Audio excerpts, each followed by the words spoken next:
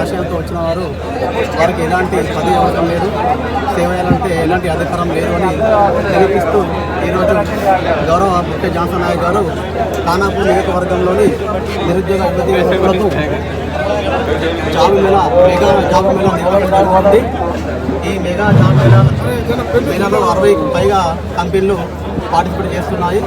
ఖానాపూర్ నియోజకవర్గంలో ఉన్నటువంటి యువకులకు నిరుద్యోగ యువకులు ఎలాంటి పోస్ట్ లేకుండా, ఎలాంటి ఉపాధి లేకుండా చెడు మార్గంలో పడుతున్నటువంటి నిరుద్యోగ యువకులకి ఇంత పెద్ద మెగా జాబ్ మేళా నిర్వహించడం చాలా అద్భుతం.